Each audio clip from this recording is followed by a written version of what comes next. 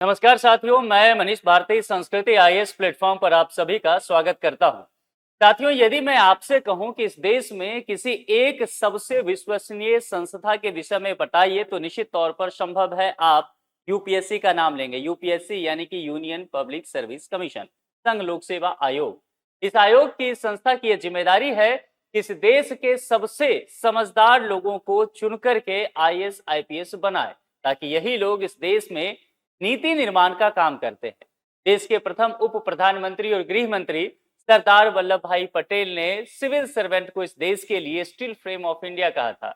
यानी कि जिस तरह से किसी तस्वीर को सुरक्षित रखना उस तस्वीर के फ्रेम पर निर्भर होता है, वैसे ही अगर इस देश को सुरक्षित रहना है, भविष्य में बेहतर करना है, तो इस देश में बेहतर सिविल सर्वेंट होने चाहिए। और यही जिम्मेदारी संवैधानिक तौर पर यूपीएससी को हमारे संविधान निर्माताओं ने दिया थी। यूपीएससी ने कमोबेश इस जिम्मेदारी को भरपूर निभाया थी, लेकिन पिछले 2 वर्षों से ऐसा देखा जा रहा है कि यूपीएससी पर तमाम तरह के प्रश्न उठने लगे हैं। यूपीएससी को कटघरे में खड़ा किया जाने लगा है। तमाम ऐसे अभ्यर्थी देखने को मिले हैं जो फर्जी डॉक्यूमेंट लगा करके आईएएस आईपीएस बनते जा रहे हैं। कभी मार्क्स सही से नहीं बताया जाता, तो बहुत सारे ऐसे सिविल सर्वेंट हैं जो एथिक्स जैसे पेपर में बहुत मार्क्स लेकर के आते हैं और आईएएस बनते ही घनघोर करप्शन में लग जाते हैं। तो इसलिए यूपीएससी की विश्वसनीयता पर कहीं ना कहीं प्रश्नवाचक चिन्ह लगा है। अभी अभी हाल फिलहाल में आप देखेंगे, इस बार जो प्रीलिम्स एग्जामिनेशन होने वाला है 24 मई को, इस बार से यूपीएससी एक नई पहल करती हुई नजर आ रही है कि प्रीलिम्स के जो आप कह सकते हैं प्रोविजनल आंसर की होंगे वो तुरंत जारी किए जाएंगे। आज तक के इतिहास में यूपीएससी ऐसा करते हुए नहीं नजर आई, लेकिन तमाम तरह के विवाद के बाद यूपीएससी को विवश होकर के ऐसा करना पड़ा है। अभी जो मसला आया है वह मार्क्स से ही संबंधित है, और वह मार्क्स उन अभ्यर्थियों का है जो सिलेक्शन पा गए हैं, यानी कि जो ऑफिसर इस देश में बन गए हैं, आईएएस आईपीएस आईआरएस आईएफएस बनकर अपनी सेवा दे रहे हैं। यूपीएससी पर यह आरोप है कि यूपीएससी इनके मार्क्स को सार्वजनिक नहीं करता। मार्क्स को सार्वजनिक करने का तात्पर्य है कि किस विषय में उनको कितना मार्क्स आ रहा है, यानी कि जब फाइनल रिजल्ट आता है तो मेंस, प्रीलिम्स और ओवरऑल इंटरव्यू और फिर ओवरऑल कितना मार्क्स आता है, केवल यूपीएससी यही बता रही है। कब से ये काम करना शुरू करी है यूपीएससी? 2017 के बाद। और कहा गया कि ये चुपके से यूपीएससी ने काम शुरू कर दिया है और सिलेक्ट अभ्यर्थियों के मार्क्स सार्वजनिक नहीं किए जा रहे हैं। और इसीलिए यूपीएससी के विश्वसनीयता पर, पारदर्शिता पर अब प्रश्न उठने लगे हैं। एक आरटीआई गया है और आरटीआई के माध्यम से तमाम तरह की जानकारियां मांगी गई है, और यूपीएससी इसीलिए फिर से एक बार जो है कटघरे में यहाँ पर खड़ी होते हुए नजर आ रही है। ठीक है, तो यहाँ पर जो आरटीआई गया है वो सीआईसी के पास गया है और उसमें मार्क्स डिस्क्लोज करने को लेकर के बात की गई। देखिए, अभी देश में जितने भी बड़े एग्जाम होते हुए नजर आ रहे हैं, कहीं ना कहीं ये तमाम परीक्षा पर प्रश्नवाचक चिन्ह लगता हुआ नजर आ रहा है। और इसमें हम देखेंगे नीट के एग्जाम को लेकर के, ऐसा पहली बार नहीं है कि नीट का प्रश्न पत्र लीक हुआ हो या ये विवाद में आया हो। इससे पहले भी नीट का एग्जाम विवाद में आया था, मामला सुप्रीम कोर्ट तक गया था। इसके बाद यहाँ पर देखेंगे क्लास 12 के एग्जाम को लेकर के भी बातें की गई, एनटीए पर लगातार प्रश्न उठते रहे, और ये सारा जो है इस बात को लेकर के प्रदर्शन इस देश में हो रहा है कि आखिर एग्जाम में ट्रांसपेरेंसी क्यों ना हो। पारदर्शिता पर एक नई तरह की बहस छिड़ गई है देश में कि वे अभ्यर्थी जो लगातार मेहनत करते रहे हैं और फिर संस्था के नाकामी की वजह से उनका मेहनत बेकार जाता है। अभी हाल ही में सीबीएसई 12वीं ओएमएस और री एवल्यूशन का मुद्दा भी लगातार उठता रहा। इसमें ऑप्टेन सब्जेक्ट मार्क्स ठीक से नहीं बताए गए और इन तमाम चीजों को लेकर के भी पारदर्शिता उठा, और यही बहस आप देखेंगे आगे बढ़ता हुआ आईआईटी एनआईटी के सिलेक्शन पर, और फिर जो है यूपीएससी तक पहुंच गया है। यूपीएससी में जो फिलहाल कहा गया है आरटीआई के माध्यम से, वो कहा गया है कि यूपीएससी में जो मेंस का मार्क्स आता है, यूपीएससी उस मार्क्स को डिस्क्लोज नहीं कर रही है 2017 के बाद। अभी मैं दोनों ही स्थिति आपको बताऊंगा कि 2017 तक कैसे मार्क्स यूपीएससी के द्वारा बताए जाते थे, और 2017 के बाद यानी कि 2018 से यूपीएससी ने क्या चुपके से परिवर्तन कर दिया, और इसीलिए अब प्रश्न वहां पर उठ रहे हैं। तो यह आरटीआई गया है। जैसा कि हम सभी जानते हैं कि यूपीएससी में जब प्रीलिम्स का एग्जामिनेशन हो जाता है और प्रीलिम्स जो लोग क्वालिफाई कर लेते हैं कैंडिडेट, वो मेंस का एग्जाम देते हैं। और मेंस में आप जानते हैं कि जीएस के 4 पेपर होता है, इसके अलावा ऑप्शनल एक सब्जेक्ट उसका 2 पेपर होता है, और एक पेपर देखा जाए तो वह एसए का होता है। यही लगभग प्रक्रिया है, यानी कि तकरीबन देखेंगे तो यह कुल मिलाकर के 7 पेपर यूपीएससी लेती है मेंस में। और तो इसमें देखेंगे तो वह लैंग्वेज का भी पेपर होता है, जिसमें एक इंग्लिश कंपलसरी होता है और कोई एक भारतीय भाषा, संविधान की 8वीं अनुसूची में 22 भाषाएं जो है उसमें से कोई आपको एक चुनना पड़ता है। तो ये केवल क्वालिफाइंग नेचर का होता है, इस पर बहुत डिबेट नहीं है। मामला यहां है, ये जो 7 पेपर है जो मुख्य रूप से अपनी भूमिका चयन में निभाते हैं, चूंकि प्रीलिम्स का जो एग्जामिनेशन होता है वो क्वालिफाइंग नेचर का होता है, उसका मार्क्स ऐड नहीं होता है रैंक में, लेकिन मेंस का यहां पर यही 7 पेपर है जिसका मार्क्स ऐड होता है और फिर इंटरव्यू का होता है। तो पूरी तरह से प्रश्न यहीं पर मामला बन रहा है कि ये जो 4 जीएस के पेपर हैं, तो इसमें किस सब जीएस में, जीएस 1 2 3 4 किसमें कितने मार्क्स आ रहे हैं, ऑप्शनल सब्जेक्ट में किस ऑप्शनल सब्जेक्ट में कितने मार्क्स आ रहे हैं किसी कैंडिडेट को, और यहां पर जो कहा गया है एसए के पेपर में कितने मार्क्स आ रहे हैं, इसको यूपीएससी सार्वजनिक नहीं कर रही है अपने वेबसाइट पे। सार्वजनिक कहने का तात्पर्य है कि सार्वजनिक वो कंटेंट होता है जो मैं अगर यूपीएससी का अभ्यर्थी ना हूं, मान लीजिए मैं एक आरटीआई एक्टिविस्ट हूं, मैं एक जर्नलिस्ट हूं, मैं कोई भी व्यक्ति हूं इस देश का या इस दुनिया का, अगर मैं चाहता हूं कि फलाने व्यक्ति का जो आईएएस बना है 2024 में रैंक 1 आया है, उसके एक एक मार्क्स को मैं सही से समझ सकूं, तो यूपीएससी के वेबसाइट पे वो होना चाहिए।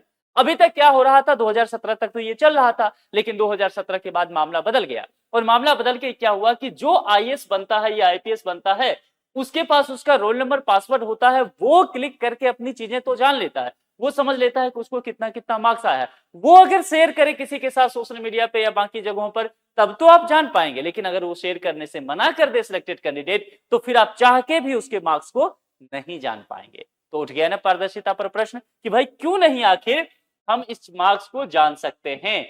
तो कुल मिलाकर के यही बातें यहां पर कही जा रही है कि टोटल मार्क्स आप बता रहे हैं, लेकिन सब्जेक्ट वाइज मार्क्स ब्रेक नहीं किए जा रहे हैं और आरटीआई की अपील की सुनवाई सेंट्रल इंफॉर्मेशन कमीशन यानी कि सीआईसी में अब चल रही है और यह मामला अब बेहद गंभीर हो गया है, क्योंकि यहां पर ट्रांसपेरेंसी वर्सेस प्राइवेसी का मामला आ गया है ना। एक तरफ कहा जा रहा है कि पारदर्शी व्यवस्था होनी चाहिए, है ना, यानी कि हर एक व्यक्ति को कितने जो भी सिलेक्टेड मान लेते हैं, एक साल में 1000 कैंडिडेट सिलेक्ट होते हैं, इन सभी के मार्क्स सार्वजनिक किए जाने चाहिए सभी सब्जेक्ट के। दूसरी तरह जो बात है निजता का, जो सिलेक्टेड कैंडिडेट हैं वो कहना चाहेंगे कि मेरा मार्क्स क्यों आप सार्वजनिक करेंगे, है ना, मेरा मार्क्स मुझे ही पता चलना चाहिए। तो ये भी एक डिबेट यहां पर निकल करके सामने आया है। लेकिन आरटीआई में कहा गया है कि अगर देखा जाए निजता और ट्रांसपेरेंसी, अगर सार्वजनिक एग्जाम है तो निश्चित तौर पर पारदर्शी उसमें बताना चाहिए।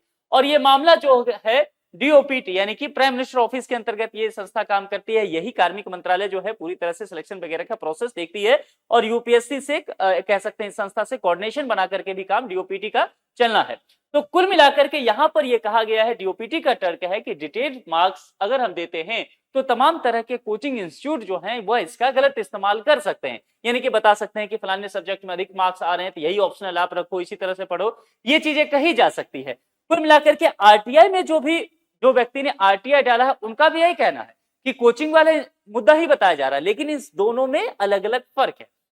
यहां पर डीओपीटी जो कह रही है कोचिंग को लेकर के गलत इस्तेमाल कर सकते हैं, यहां पर आरटीआई के द्वारा जो आरटीआई जो गया है जो याचिकाकर्ता का, उनका कहना है कि इसके माध्यम से कम ये तो पता चलेगा कि किस ऑप्शनल में अच्छे मार्क्स आ रहे हैं, किस सब्जेक्ट में अच्छे मार्क्स आ रहे हैं, तो कोचिंग बच्चा उसी सब्जेक्ट का ले लेगा। यानी कि बात कोचिंग को लेकर के कही जा रही है, लेकिन तर्क अलग अलग दिए जा रहे हैं, इसको भी समझना है, दोनों के तर्कों में कहीं ना कहीं फासला है। अब जरा यहां पर मैं समझाता हूं 2017 से पहले क्या होता था, आप समझ पाएंगे। आप देखिए यहां पर जो भी कैंडिडेट का यह मार्कशीट लगाया गया है, मैंने जानबूझ करके उनका नाम और रोल नंबर यहां से हटा दिया है। मामला निजता का था ना, पारदर्शिता वर्सेस निजता बनाम, तो निजता के को ध्यान रखते हुए मैंने नाम बस हटा दिया है यहाँ पर, ठीक है, लेकिन उनके मार्क्स यहाँ पर लगे हुए हैं। ये मार्कशीट जो है देखिए यहाँ स्पष्ट तौर पर लिखा है सिविल सर्विसेज मेन एग्जामिनेशन 2017, देखिए यहाँ पर लिखा हुआ है 2017, ठीक है, यानी कि 2017 तक है। इस व्यक्ति को मार्क्स ऑब्टेन हुआ है, अगर एसए के पेपर में देखेंगे तो 126, फिर ऐसे GS1, GS2, GS3, GS4, इसके अलावा ऑप्शनल के 2 पेपर, और यहां पर ये ग्रैंड टोटल रिटेन मार्क्स जो है बताया गया है, और फिर पर्सनालिटी टेस्ट यानी कि इंटरव्यू के मार्क्स यहां पर 165 दिए गए हैं, और फिर फाइनल टोटल यहां पर दिया गया है, और फिर अनुशंसा की गई रिमार्क्स में कि आप इसको अफसर बना दीजिए।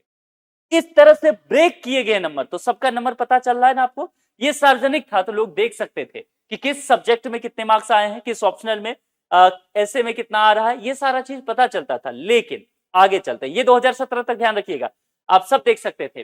2018 से यूपीएससी ने ये जो पेपर वाइज ब्रेकअप दिया था यहां पर, ये देना मार्क्स का बंद कर दिया। ठीक है, वो ओवरऑल क्या करती है कि आपको सीधे तौर पर ये दिखाती है कि रिटेन टोटल कितना मार्क्स आपको आया, पीटी में कितना मार्क्स आप लिए थे, और फाइनल टोटल आपका कितना रहा, और सीरियल नंबर कितना रहा आपका सिलेक्शन का। देखिए ये यहां पर देखेंगे 2024 का मैंने लगाया, तो 2028 के बाद की स्थिति यही देखने को मिलेगा। 2024 में अगर देखते हैं, आप जानते हैं इस रोल नंबर पर शक्ति दुबे ये रैंक 1 ला करके आईएएस ऑफिसर बनी है।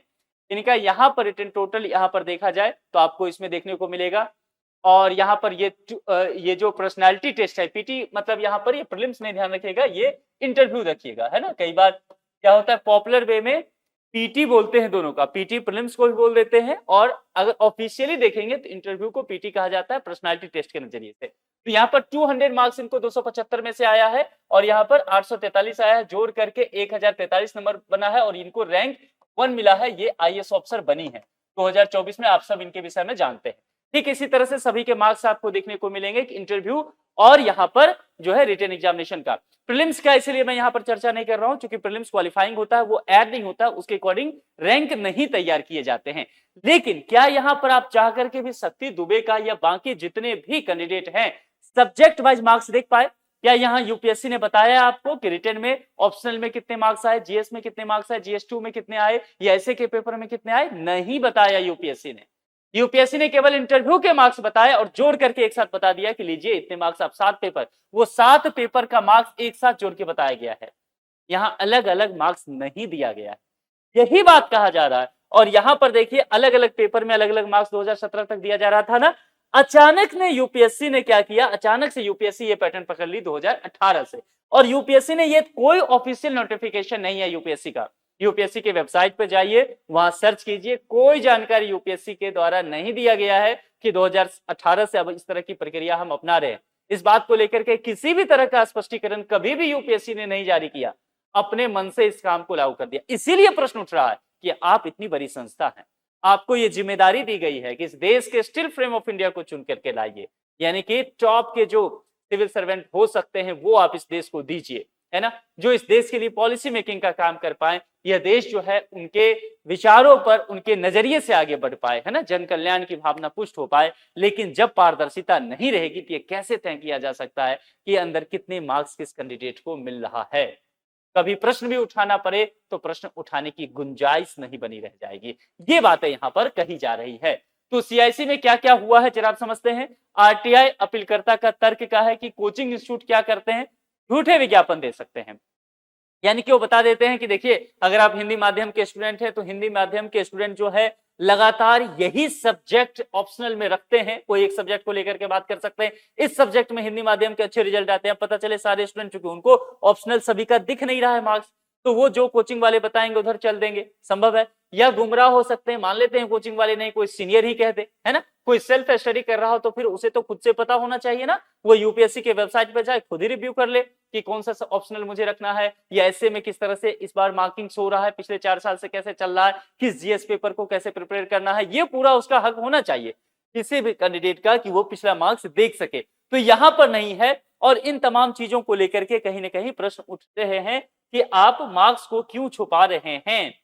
और यहां पर ये तो आरटीआई करने वाले याचिकाकर्ता का तर्क है।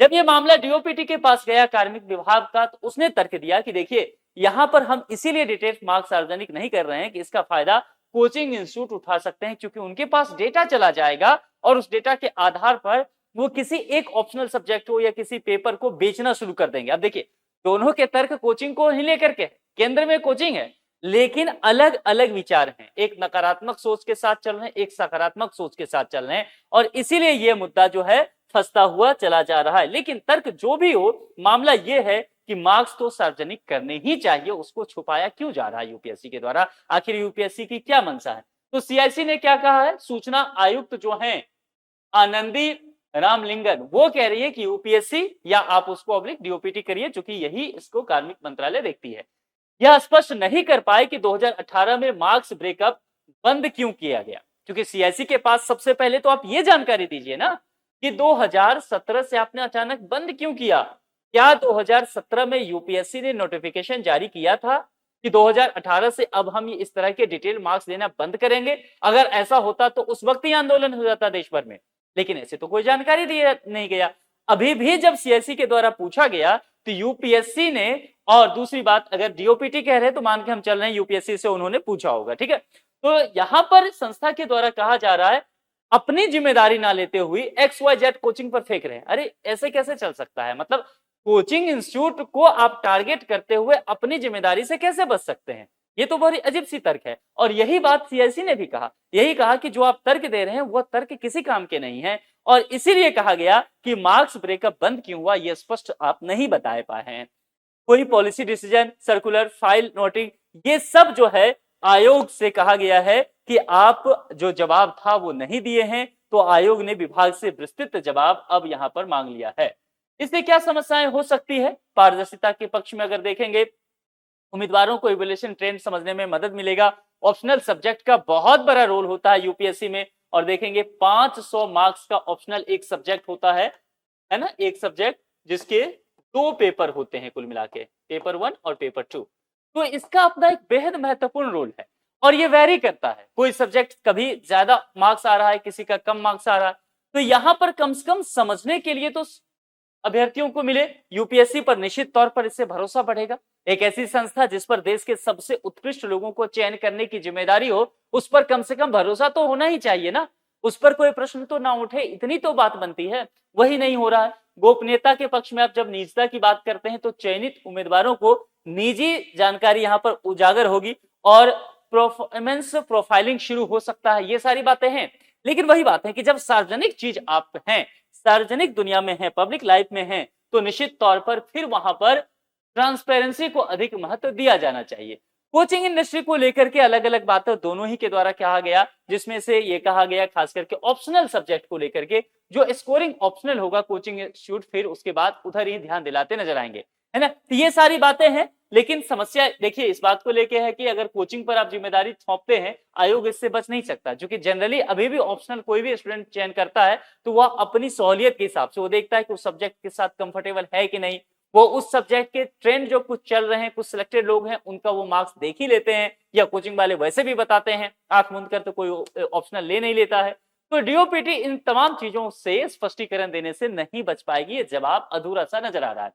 ऑप्शनल सब्जेक्ट पर अगर असर देखेंगे, पिछले कुछ सब्जेक्ट सालों में जो सोशियोलॉजी है, पीएसआईआर है, एंथ्रोपोलॉजी है, और हिंदी मीडियम में अगर देखा जाए तो हिंदी लिटरेचर लेने वाले जो स्टूडेंट हैं उनकी संख्या काफी बढ़ती जा रही है। तो ये एक ट्रेंड देखा गया है। पब्लिक एडमिनिस्ट्रेशन का देखेंगे, ये तमाम सब्जेक्ट के आपको यहाँ पर ट्रेंड देखेंगे जो कि मेंस में अपीयर हुए हैं, ये चीज यहाँ पर कही जा रही है। इसलिए मैंने देखिए हिंदी लिटरेचर है ना, हिंदी माध्यम के बहुत सारे छात्र के बस वो देखते हैं कि मैं हिंदी माध्यम मेंस में लिख रहा हूँ तो हिंदी लिटरेचर ले लो, क्या सही और क्या गलत होना चाहिए उनको नहीं समझ में आ रहा है। तो ये सारी चीजें जो है कंफ्यूजन हो सकता है।